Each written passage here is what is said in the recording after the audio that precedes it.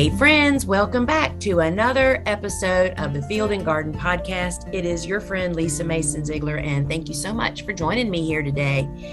And if you are new here to the Field and Garden Podcast and you want to learn more about the work that the Gardener's Workshop is doing, head on over to thegardenersworkshop.com where you will find a learning center, lots of free resources, as well as online courses.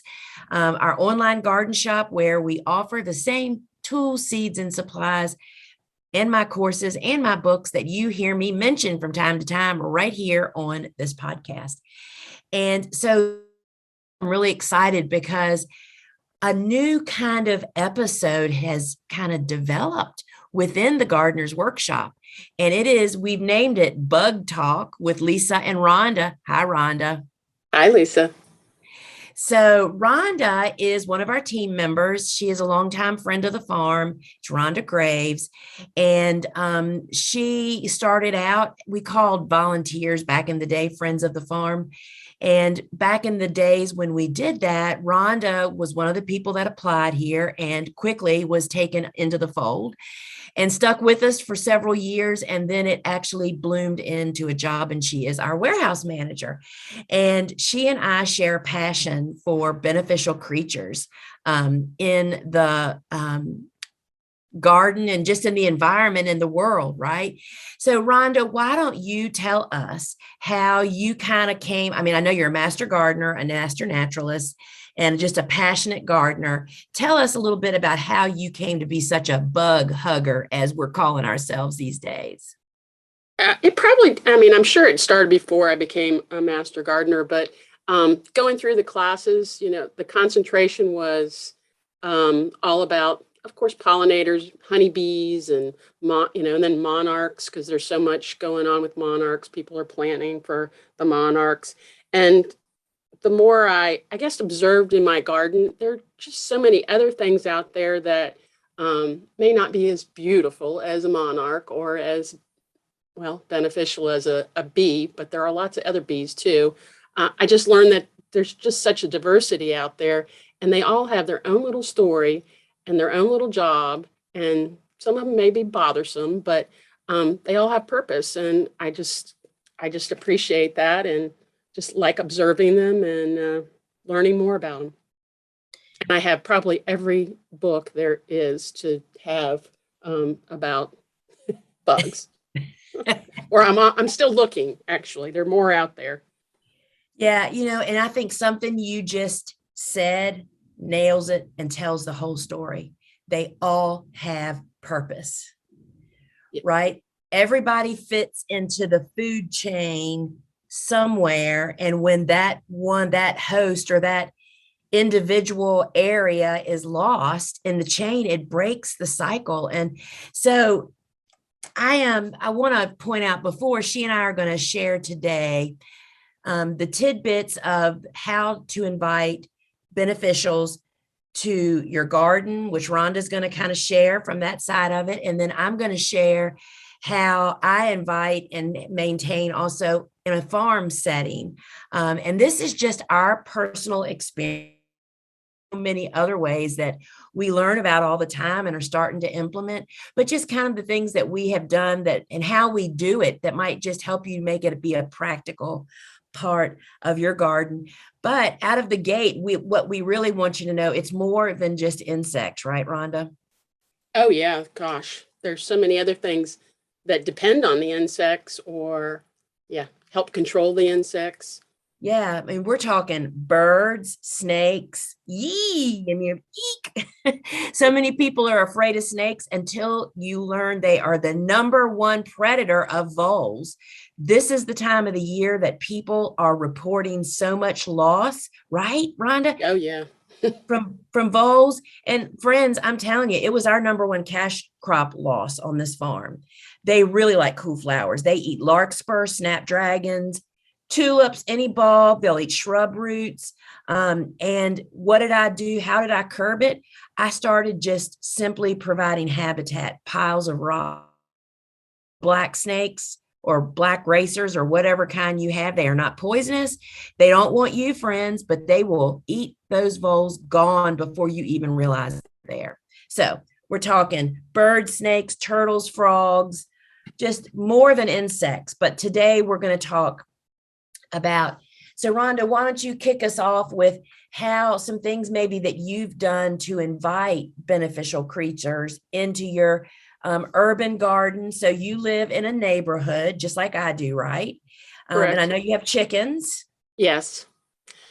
And they do their fair share of bug eating and other thing eating. So, but I have an area that's enclosed for them. So they generally aren't free ranging, but occasionally I'll let them out and let them take advantage of the things that are out there.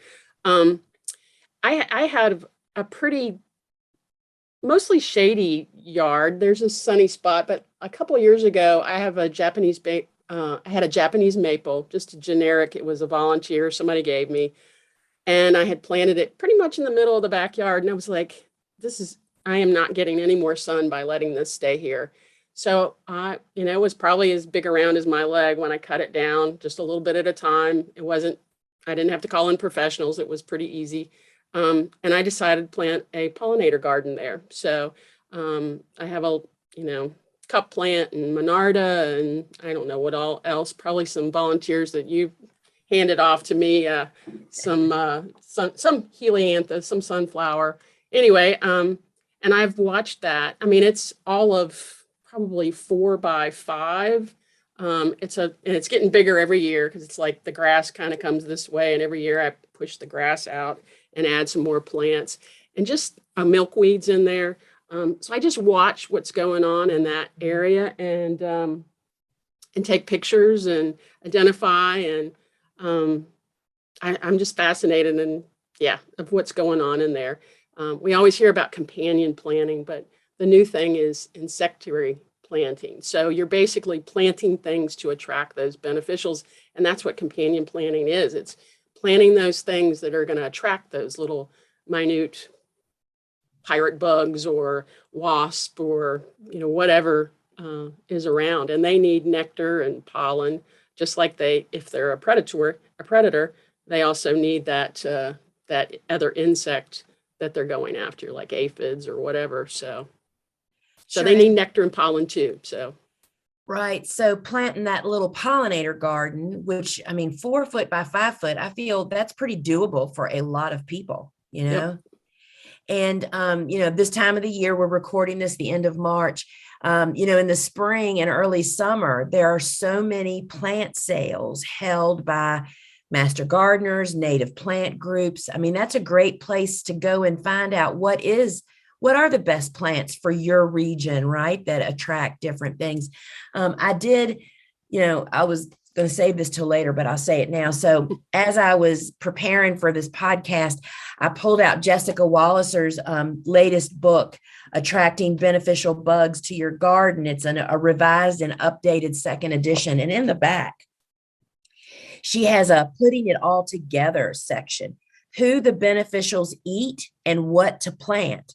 It is absolutely perfect. First off, I am just going to be a very proud mother and say I'm pretty sure I'm going to say that every insect on these, there's like probably 16 to 20 insects listed here. We have every one of them here on our farm. Oh, I was wow. I was just thrilled. It's like, oh, well, let me see what I'm not getting and just see what she has to say. Assassin bugs, big-eyed bugs, damsel bugs, dragonflies, pirate bugs, lacewings, ladybugs, ground beetles, fireflies. And it goes on and on. But this is a really cool, quick reference. It tells you right there what they eat. And who my favorite, and I was just so happy to see that Jessica listed this one number one. I have to say that I have a real love for assassin bugs. Do you see those in your garden? Oh yeah. Yeah. The little, I think it's called the pale assassin. Anyway, they're just slender little green ones. I just found one the other day. I was cleaning up a little bit in that area. And here's this little guy, probably no longer than, half inch, less than that. And it was just a baby. So they're already out there. A little bit of warm weather and they're already starting to move around. So I personally love the green lacewings, the ones that walk around with, they call them debris carrying. the green ones Yes. that they throw bodies on their back or lichen or just whatever. And you can see their little pinchers sticking out from underneath. They're like little sheep and little wolves in sheep clothing, just out there ready to eat something. So they're kind of like making their own little backpack full of Yeah, snacks, yeah, yeah. you know? And they kind of do this little cha-cha, when they're on the tree, they walk a little bit this way, and you're like, what is that? Is it a little piece of dust or lichen? And then you look closer and it's like, it's just this little insect. Y'all, this is what happens to you. Yeah. You start exploring what's going on out in your garden. I know that I have been guilty of, on more than one occasion, in the middle of a big harvest, heat's coming, everybody's cutting at a fast rate of speed, and me stopping and going live on a social media platform to show, who is the best guy is these assassin bugs. I look at them as kind of the Navy SEALs. They are the lone wolves out in the garden. They're typically, hang out by themselves, and they've got on their, is it called their probus? What is their little? I guess I don't know if it's a proboscis. I think that's a butterfly. It's a different terminology, but it's like a hook that they spear. can, yeah, a spear It- and a straw. It's a piercing, sucking mouth parts is what they call it. I'm yes, not sure the and technical term.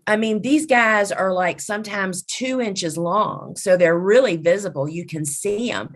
And when they have a stink bug or a caterpillar speared on that thing, it is a blooming sight to behold. And that's when I just can't resist stopping and going live. And I know that you and I, what did we find? Isn't that what we found on the front of our building one day? Yeah, Was an yeah, yeah. assassin bug. He had a moth or something, didn't he? Yeah, he had a moth. It was pretty dramatic. Yeah, it was one of the wheel bugs. So there are lots of different kinds of assassin bugs. The wheel bug is one that, most people recognize. They have that cool little gear on their back, and they're one you can really see that mouth part. If you Yes. look, they tuck it underneath their, I guess, abdomen, their chest, and when they need it, they pull it out, and that poor little moth. I know, I feel sorry for the little moth, but when he was done with it, the moth just dropped to the ground because he had sucked it dry. I'm sorry, y'all. Yeah, I know. There's never any, never pleasure in death, but it's tolerable in some of these great situations, right? Right. So Rhonda planted a pollinator garden in her urban neighborhood. So here on my farm, so for those not very familiar with us, I am an urban farm. I'm literally 100% surrounded by houses, 200,000 residents in the city of Newport News. And my little farm is the last standing farm in what was once a very large farming community. And, very long story, very short. The 40-acre adjoining horse boarding farm that we lost just 3 years ago was a major player in allowing me to explore. I don't want to say organic gardening. It's nature gardening. It's allowing nature to really do its job. And that became really clear to me when we knew that we were going to lose those adjoining pastures, as long with the hedgerows, these like 20-foot wide, acre after acre. That's what divided the pastures into like 5-acre paddocks. And those hedgerows were a couple of hundred years old, I was told. Mhm. Oh my gosh, Rhonda, the things that lived in there. Literally tens of thousands of different and lots of creatures, communities. And anyway, the reality came crashing down to us, that us being able to grow so wonderfully over here lived over there. And that was home base. And that sent me on the journey to recreate as best we could what was over there.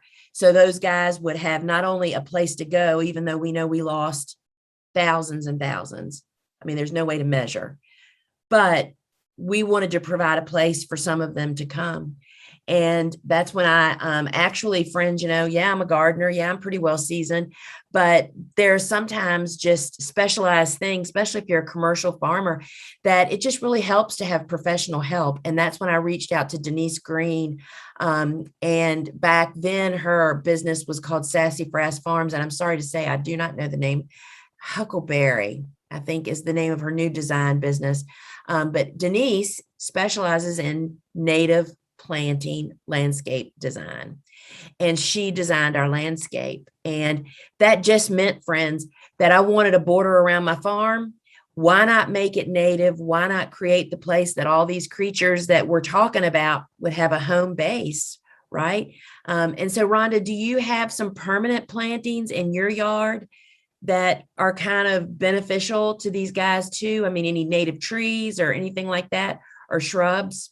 Yeah, I have a pawpaw, I have spice bush, I have calacanthus, which is allspice. What else do I have? I have a um Don't you have a big tree in your front yard? I do have a pecan tree, but Oh, I thought you had an they're oak. not truly native. Yeah, they just give me Yeah. lots of shade. I have a red bud. Oh my gosh, the red bud was just, I went out there the other day, whatever last warm day we had, and the bees were all over it. In this case, it was the carpenter bees, which we have a fair number. I have a, 100 and almost 14-year-old house, and they live in the front rail of the porch. And every spring they come out and on a warm day and try to scare me. The males like to try to scare you to death, but Yeah. they're our first pollinators quite often, at least the big ones that I see. And yeah, so they habitate in my front porch, and I don't have a problem with it.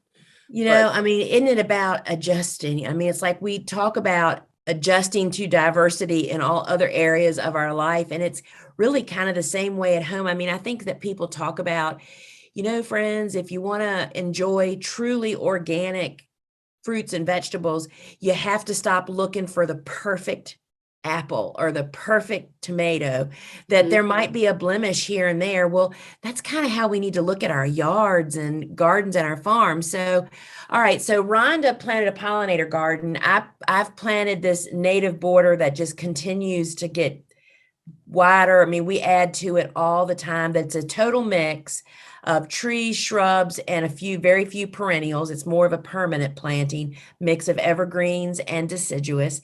And so those borders, or these plants that we're talking about, not only provide food, but they also provide habitat, right, Rhonda? I mean, these things need a place to live year round, right, right? right. And I've just been reading a lot about grasses, especially native grasses, the ones that are clumping grasses. And they're calling them beetle banks, where that's just, yeah, grasses. That's one of those things that, beetles are so important as predators. Yeah, food, their larvae, they're in the ground. But yeah, grasses apparently is the new thing people are looking at to give them. That was in the book. Yes. When she just said that, y'all, my light bulb went off. That's the page before the one I was just looking at.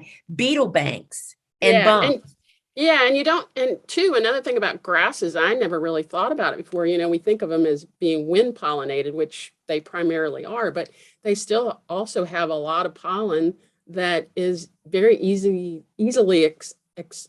accessible, from, any bug that needs a little boost, a little Right. food. So Yeah. And so the image in this book, this is in the back of Jessica's book also.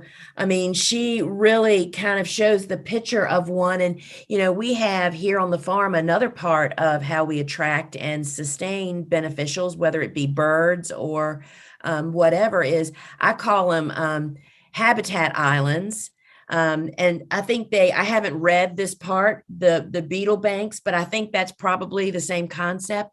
Is I have two islands on that flank our big cutting garden at each end that kind of is permanent. We don't mow it really. We don't till it. We don't do anything. We just let it do its own thing. And it's heavily infested with rudbeckias, and Solidago, and there's some other, the Maxima, and there's some Joe Pye weed in there. So That's it's your horse fennel too, isn't that in there? Is it horse yes, fennel? yeah, Yeah. yes. And so it's just kind of, I mean, and here it is, friends, flower farmers, that island bank that is so heavily infested with Rudbeckia triloba, which is one of the best bouquet fillers. There is plenty for me to cut, even in a big bouquet making business. There is enough for us and a ton left for everybody else to have in there. So let's talk about just for a minute, providing that permanent area, because a lot of these guys lay their eggs in the ground, right? Right. Yeah. You think about something like a honeybee. I mean, they might forage several miles, but most of these insects are not going to leave your yard. A lot of the smaller things, I mean, they're going to spend their whole life, and hopefully their children's lives will be spent in your yard too. It's kind of interesting because a lot of plants, when they are attacked by an herbivore or a plant or other, I mean, an insect or otherwise, they actually release these chemicals that alert insects to come and, like what is it, the tobacco hornworm or the tomato hornworm. When that plant is attacked, it releases a chemical, and that's what attracts that wasp, that parasitoid wasp that's going to lay an egg in the caterpillar. And if you find those in your yard, don't feel sorry for the caterpillar. You just have raised another generation of wasps. So those little minute wasps that, yeah. And there's a parasitoid for pretty much everything. There's actually ones that parasitize other things. So. Yeah, I mean, and here you go, friends. It is so much deeper and wider than we can imagine. And so I want to talk about one more thing before we talk about not intervening. Is the biggest, it's like step away from the spray bottle, friends. Just get away from that trigger. But the other part of this is providing a water source. I mean, I was raised in a bird watching household. I mean, we had a bird book on our breakfast nook bar. And my dad built bird feeders that were right outside our window. And my mom made toast with jelly for the Baltimore Orioles that came and ate every morning. I mean, I did not realize how significant that was. You know what I mean?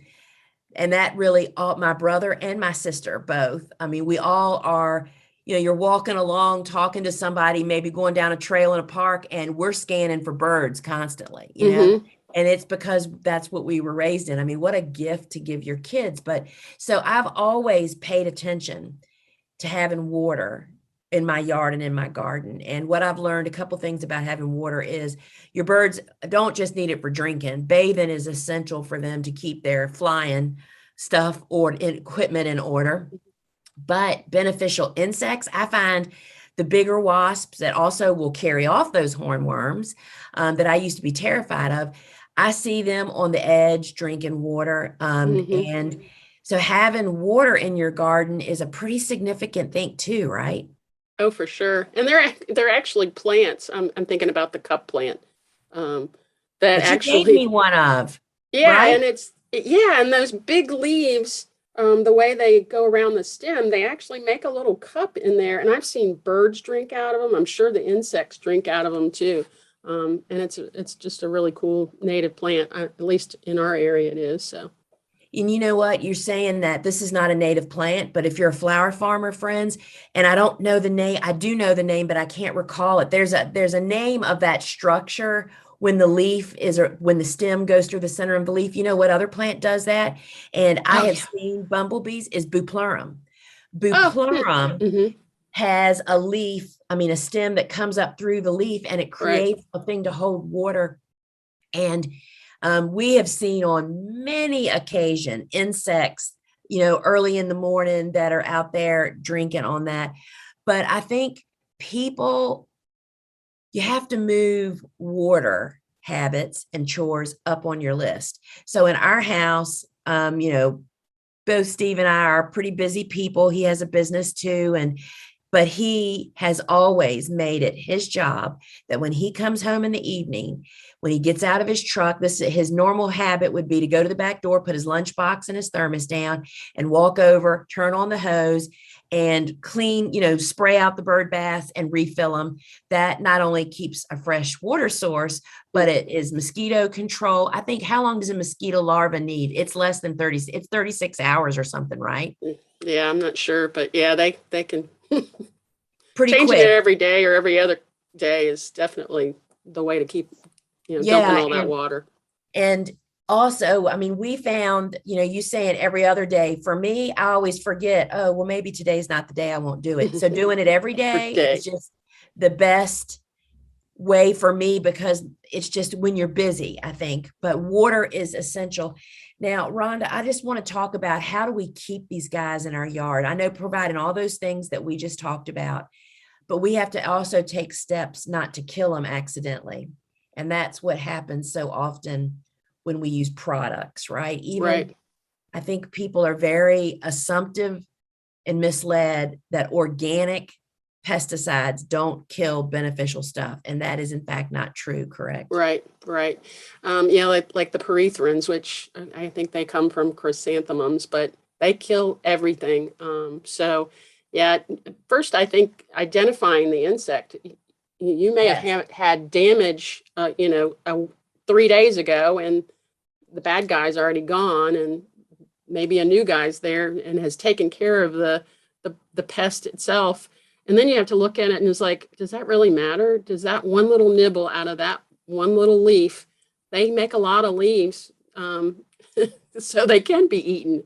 I think about leaf cutter bees too, seeing that little curl out of a leaf, that little perfect circle that they're going to go take back to their nest to make, a little wall so they can lay an egg and then do another one. I don't consider that damage. It's a sign of life.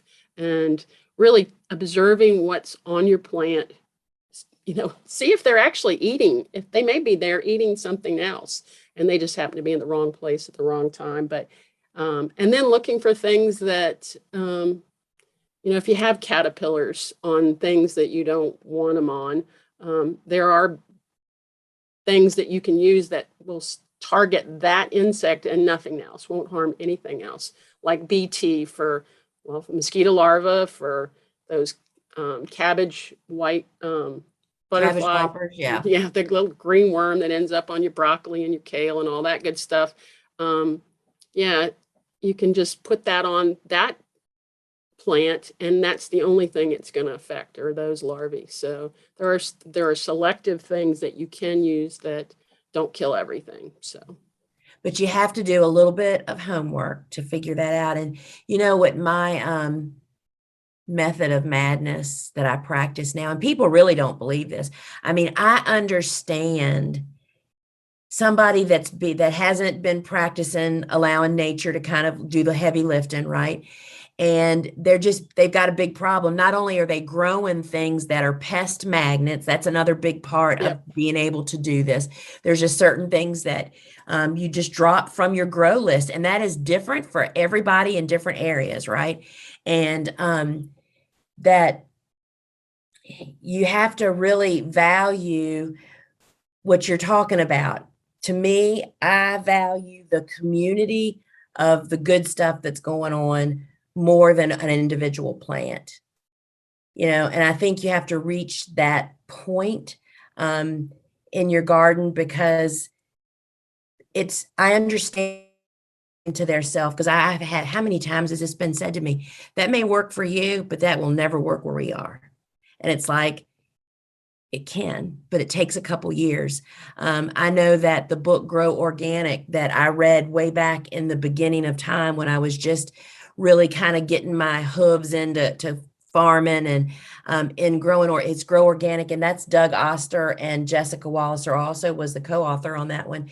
In that book, it described if you give up chemicals today, then it kind of takes you through. It takes 2 years to really restore the natural order of a garden. And I mean, just knowing, okay, 2 years, all right, maybe I can do this. but you just have to take the time and identifying it, as you said.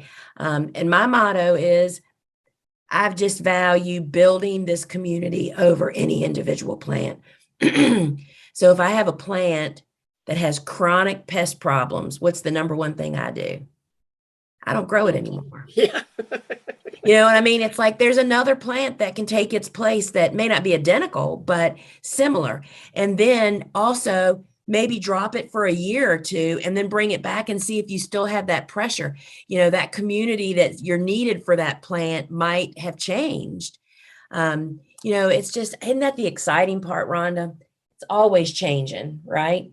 Oh, for sure. Yeah. And just discovering what's new out there. And there's so many more resources too. I mean, if you have any particular plant, if you want to, if something, you think something's eating your plant, you can just Google gladiolas and extension, or pest and extension, and that will bring up what pests there are, whether they be diseases or actually insects that affect that particular plant. So there's so many resources today that we have that are just, I mean, they're on your phone. I mean, we don't have to go to the Literally. library. It's like, And so let's talk about that for just a second, some good resources. And so we feel like the university and extension offices are the best go-to primarily for information. Sometimes there might be other options to treat a problem outside of their recommendations, perhaps identification of disease and pests. There's no better resources than those, right? Right. And some, I mean, and some are better than others. Some have more research in a particular area because that's what their demographics for their particular, their customers in their state. And I would imagine most states, I know Virginia has this, if you look at the pest management guide, you can go through that. It's online. You can look up any particular plant and find out what affects it. You can find out the life cycle of that pest or whatever. And then you can find out what the mechanical, cultural, and chemical, organic or otherwise, treatments are. So most of the times they'll say it's benign, don't worry about it. Not necessarily in those words, but yeah, you can go to your state and find what you need, and call your, like you say all the time, call your local extension agent if you have a problem. And so how would they find that resource? The pest management guide? Yeah. You would find for Virginia, and it'll give just recommendations for our state, because every state is going to have different chemical recommendations or different recommendations based on their research. So you would find your state ag school. So in Virginia, that's Virginia State and Virginia Tech. And you would just look up extension in your Virginia extension, and you'll find those resources. So every state has at least one school that is agricultural and mechanical engineering, that kind of stuff, school. So we all have these resources. Right. Scholars at work. Exactly. That's what folks just really don't. I didn't understand that part, you know? So let's just give them an overview. Let's just give the rundown of, first off, if somebody finds a pest, what's the number one thing they do? Or finds an insect, not just a pest, any insect. ID it.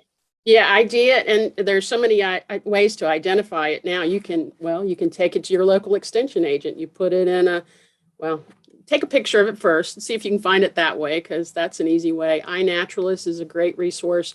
Bug Guide, which is, I believe, Iowa. I think it's bugguide.net.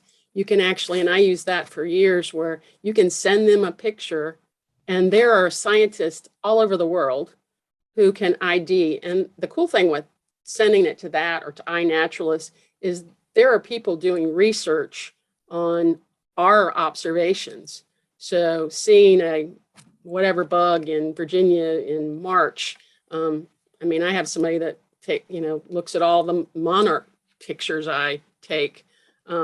So those are resources, and they'll ID. And the cool thing with bugguide.net and iNaturalist, but bugguide.net, there are so many pictures on there. You can see all the life cycles from, however, whether it's a nymph, larva, pupa, yeah, all kinds of things. So awesome. All right. So IDing what you got before you decide, and then you're going to look to see, do you need to even do anything about it? Right.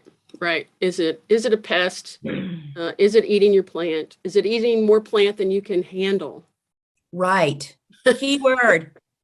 I mean, it's like one of the strategies that we use here on the farm about, because we plant a ton of sunflowers every week. That's a big part of our flower farming business, is dependent on the air. What I've learned is when I plant sunflowers near those habitat islands I was telling you about, rabbits live in there.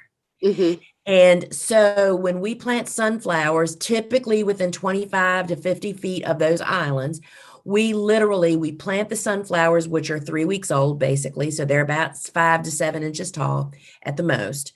We plant and we just lay row cover over them, and like a floating row cover. And we have found that once they get past the 12-inch, and they'll just push the cover up. Once they get to 12 inches, the rabbits are like, oh, too tall for me. I'm going to look for something else. So they kind of outgrow it.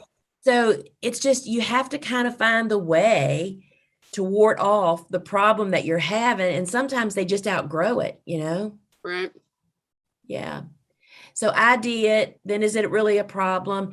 And then, as your interest is piqued, to go to some of these resources that you're hearing us talk about, are books. Jessica's book, Attracting Beneficial Bugs to Your Garden. Do you have a book today you want to highlight too?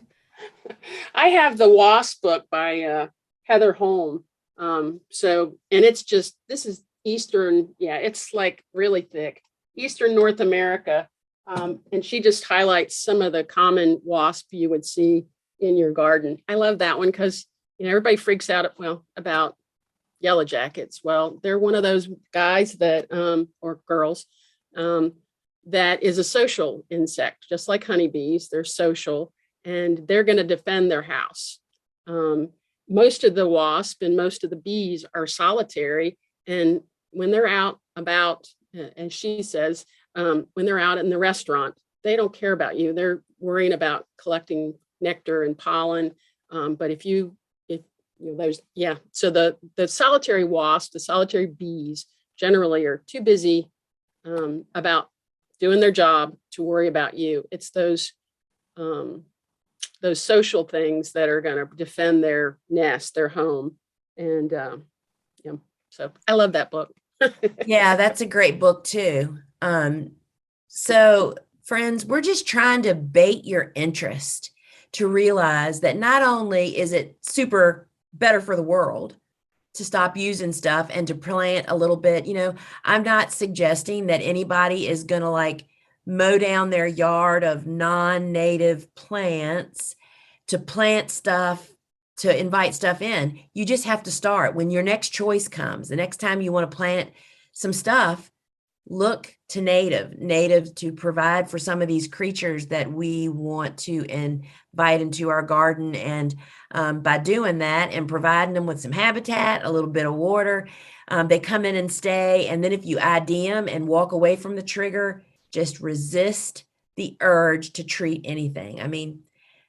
My attitude is now too, it's like, there is really nothing worthy that I would put chemicals in my yard, Yep.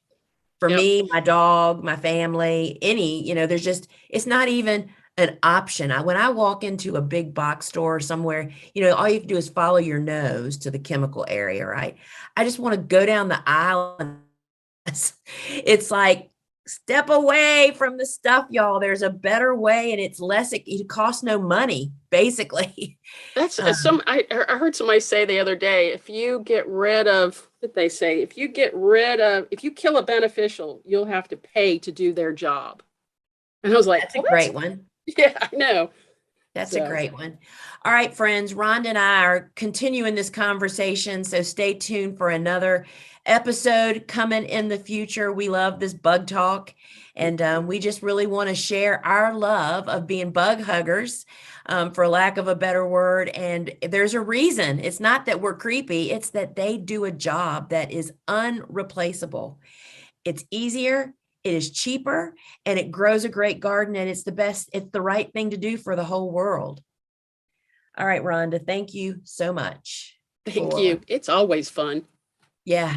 All right, friends. And we meet again. Remember, if you are enjoying this podcast, I would love for you to write a review so other people will see what it's about, as well as the podcast apps where you review us will then show our podcast to browsers, people that are looking for a fun review. And it doesn't have to be long, y'all.